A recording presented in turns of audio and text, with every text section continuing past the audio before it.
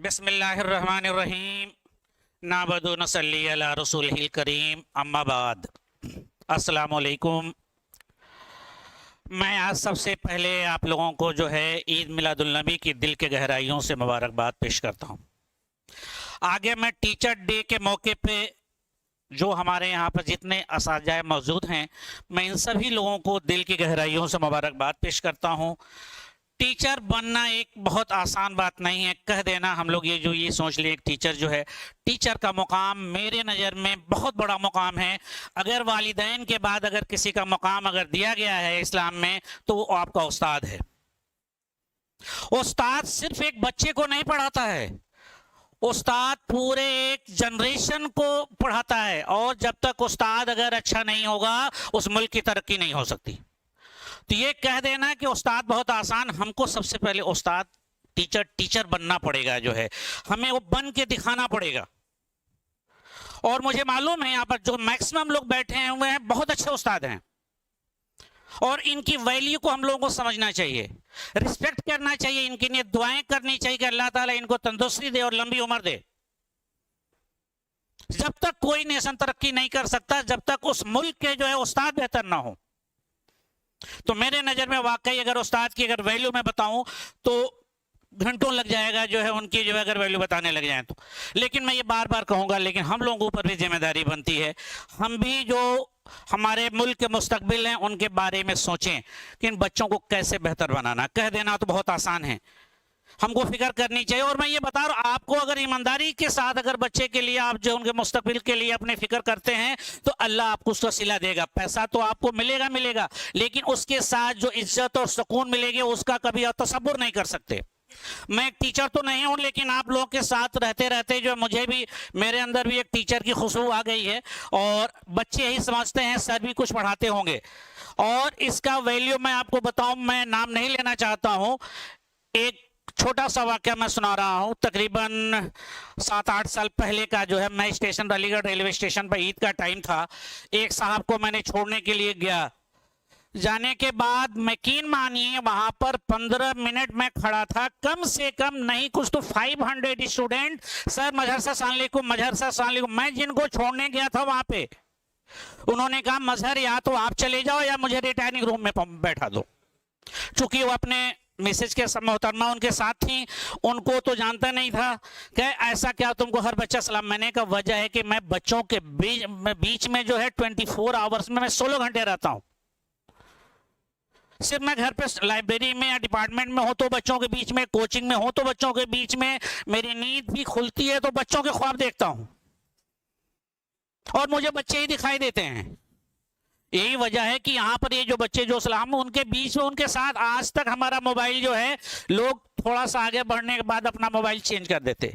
मैं 91 में आया, मोबाइल मेरे ख्याल से जो है 94, 95, 96 में मोबाइल आया। मोबाइल शायद मेरे ख्याल से अलीगढ़ में टॉप 100 मोबाइल में पहला मोबाइल मेरे पास यूज में होगा। टॉप 100 में एक मजहर का भी मोबाइल था। और उस जमाने में आप लोगों को यकीन नहीं होगा, नोकिया का मोबाइल आता था, इतना बड़ा, उसमें एक डंडा निकला होता था, और मैं उस मोबाइल को छुपा करके रखता था। उस जमाने में 9 रुपए इनकमिंग कॉल का था, और 11 रुपए और 12 रुपए आउटगोइंग कॉल का था। तो आप अंदाजा लगा लीजिए कि मैं मोबाइल कब लिया था। और मैं जो मोबाइल लिया उस दिन से अपने नंबर को आज तक मैंने चेंज नहीं किया। आज भी मेरे ख्याल से नहीं, मेरे पास इतने मोबाइल, हालांकि बच्चे भी मना करते हैं पापा इस वक्त आपको इतना, इस वक्त भी मैं मोबाइल अपना बंद करके रखा हूं कि आप इतनी कॉल मैंने कहा बेटा है तो कोई बात नहीं, जब तक मैं जिंदा हूं इंशाल्लाह मैं करूंगा। तो अगर ईमानदारी के साथ अगर हम अपनी जिम्मेदारी, अगर टीचर हमारे जिम्मेदार बन जाएं और टाइम के पंक्चुअल हो जाएं। आज भी बहुत सारे लोग लेट आए, 7 बजे का टाइम, मोहसिन साहब मैं समझ रहा था कि ये कोई और मगरिब का टाइम तो नहीं दे दिए। दो टाइम है तो हम लोगों का यही, मैंने सोच रहा था कि कहीं हफीजुल भाई का तो टाइम इन्होंने नहीं दे दिया जो है।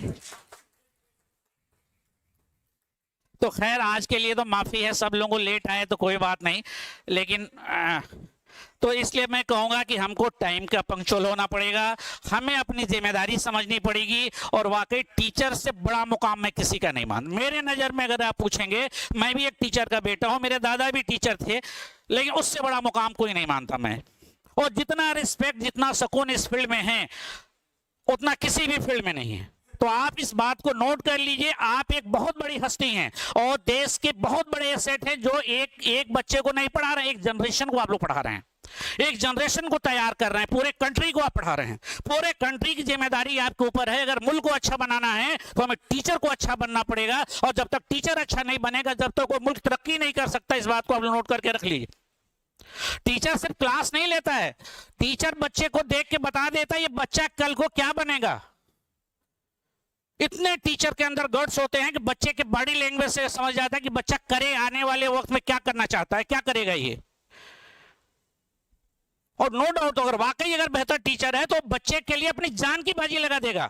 मैं एक वाक्य और आपके सामने में सुनाना चाहता हूं, मरहूम अरशद साहब का, जो है मैं आज नहीं उनके लिए जो है, आज भी उनको मैं दिल से उनको दुआ करता हूं कि ऐसे टीचर बहुत कम मिले हमें। जो है फैसल सऊद, जिसका आप लोग नाम जानते हैं, उस बेचारे को कोरोना पीरियड में उन्होंने अपने घर पे रखा। मुझसे कहा मजहर साहब आप सिर्फ ड्यूटी सोसाइटी में सोने की जगह इसे दे दीजिए, खाना ये हमारे घर से बच्चा खाएगा। मैंने कहा क्या कौन सा बच्चा है जिसके लिए इतना परेशान है? कह रही ये लड़का नीट का रिजल्ट आपको देगा, और नीट का रिजल्ट नहीं, ये रैंक ला करके दिखाएगा जो है।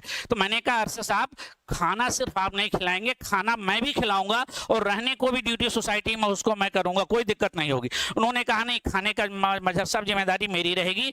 और उन्होंने कोरोना पीरियड में अपने पास रखा। जब बहुत ज्यादा जो है मामला बढ़ता चला रहा था, मैंने कहा अरशद साहब इस बच्चे को घर भेज दीजिए, खुदा न खास्ता कल को कोई बात हो गई तो हम आप दोनों आदमी जो है माफ नहीं किए जाएंगे। जो लोग हम लोगों पर शक करना शुरू कर देंगे, और गवर्नमेंट तो खैर परेशान जो करेगी। आप सबसे पहले फैसल सऊद को हम लोगों ने घर भेजा, उसके बाद से उसी कोरोना पीरियड में अरशद साहब हम लोगों का साथ छोड़ करके चले गए।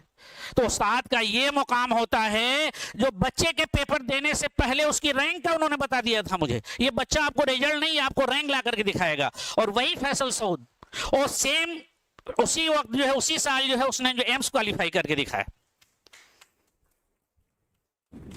सिर्फ टीचर कह देना तो बहुत आसान, टीचर बनना वाकई बहुत मुश्किल है। अगर वाकई हम टीचर बन गए तो मैं समझता हूं कि दुनिया में उससे बड़ी कोई जो इज्जत की कोई जो है, आप जो है कह लीजिए, हम लोग काम करते हैं पैसे के लिए, वैसा नहीं, हमारी भी फैमिली होती है, टीचर्स की भी फैमिली होती है, उसको भी पैसे चाहिए, लेकिन हमको बच्चे का मुस्तकबिल जरूरी है।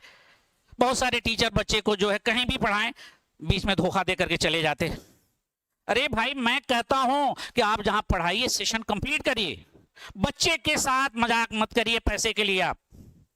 और खास तौर से उस इंस्टीट्यूट को भी कह, उसको भी टीचर को जब तक नहीं मना करना चाहिए जब तक सेशन ना कंप्लीट हो जाए।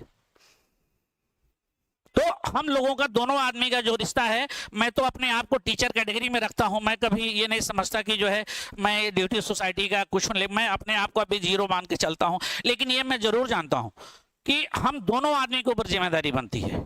बच्चे के मुस्तकबिल के साथ हम खिलवाड़ नहीं कर सकते।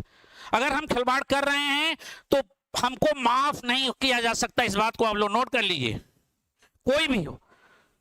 तो इसलिए हम लोगों के ऊपर इतनी बड़ी जिम्मेदारी है, उसको हम लोग समझें और ईमानदारी से अपने अगर काम को करेंगे तो मैं ये समझूंगा कि वाकई आने वाले वक्त में टीचर जो कर रहे हैं अल्लाह ताला उसका सिला देगा। और अब भी फिर एक दफ़ा और आप लोगों के लिए मैं दुआ करूंगा कि जो हमारे जो भी टीचर यहाँ बैठे हुए हैं, अल्लाह ताला उनको तंदुरुस्ती दे और लंबी उम्र दे, ताकि बच्चों को बेहतर से बेहतर आगे करते रहें।